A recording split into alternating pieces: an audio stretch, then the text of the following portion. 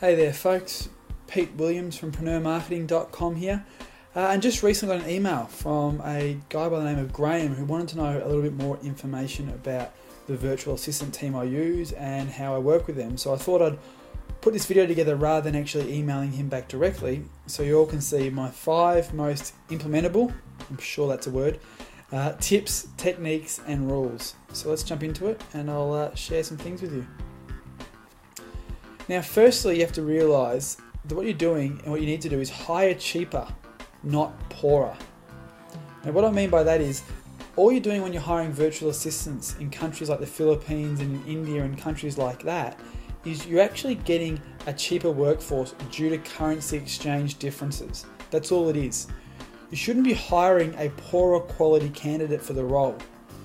You want to work out what the role needs to be and hire cheaper, not poorer quality. So that's the biggest thing a lot of people really don't get, is that when they go to a virtual assistant side of things, they actually hire someone who's actually not as skilled up as well. But cheaper does not necessarily mean poorer skilled, so you have to really focus on that when you actually are hiring your virtual assistant team. The second point is actually give the team context.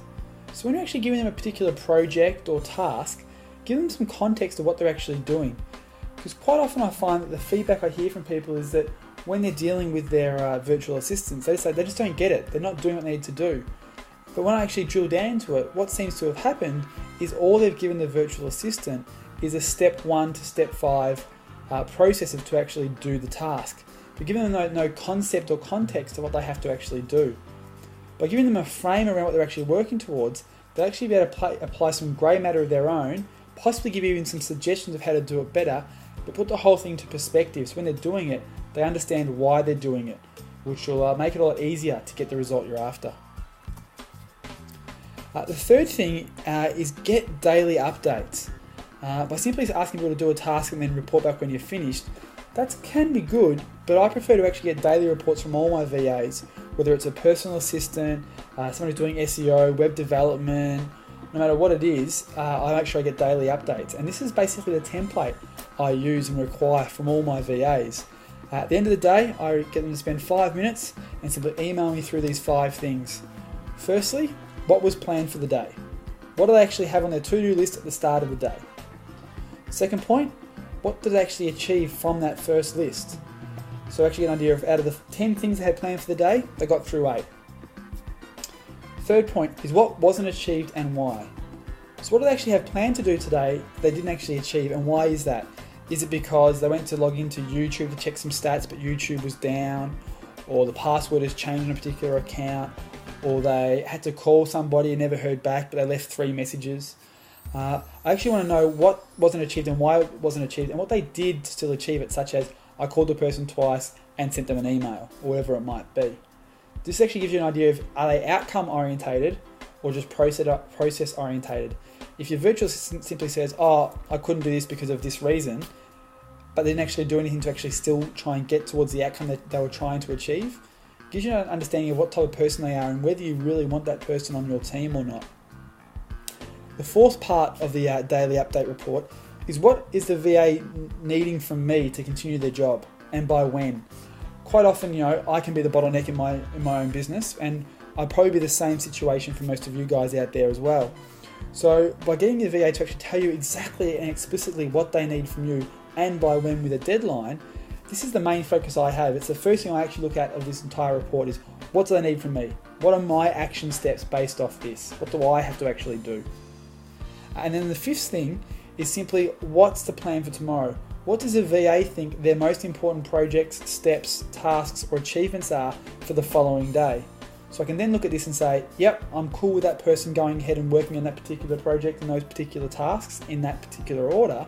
Or, oh, hang on, no, red flag. I reply to the email saying, no, actually, I want you to do some different things tomorrow. Please focus on this instead.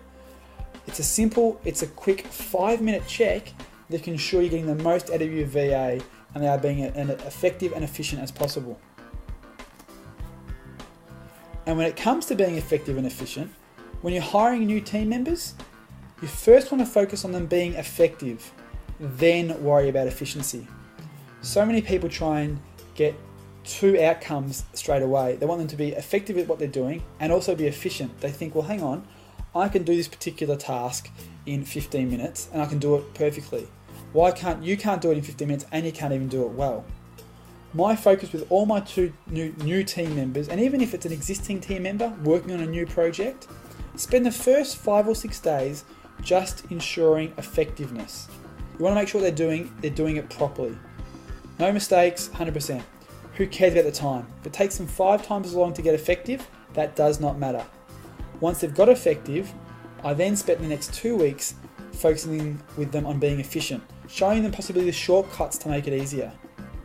Whatever else it might be to actually help them become more efficient in doing that project or that task.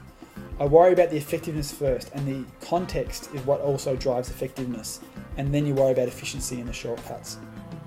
And the final tip I've got for you is outsource, don't out-task. This is a great one that I actually learned from some friends of mine, Mark and Daniel, who actually run a huge business which is pretty much run by a team of outsourcers. And they actually produce a fantastic product called the Outsource Method, which if you're interested, you can go and Google that. But outsource, don't out-task, really means give people a project or a task that they can rinse and repeat. Something they can do over and over again. If you're simply asking your VAs to do one-off tasks here and there, you're never going to give them the ability to get efficient or even the chance to refine it and get effective.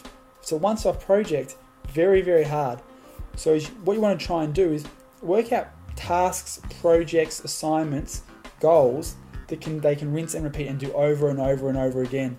The more they rinse and repeat, the more efficient they're going to get at it, and also the more effective too.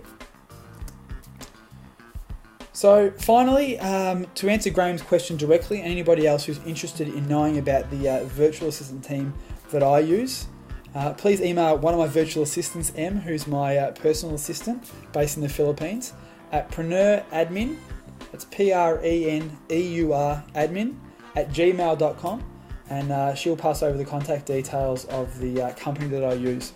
I've found it much easier to actually use a company who actually controls the outsourced team as opposed to going onto Elance or Rent-A-Coder and actually finding individuals myself, because this way with a company they control all the staff and actually the discipline and the reliability of that staff members.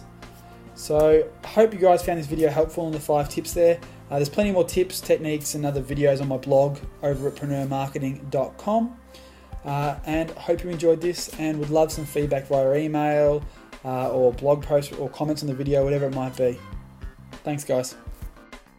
Oh, and also a big thank you to Gillian from Canada who sent me over this photo of my book which she took with her on vacation in Hawaii. So thank you very much. Appreciate that.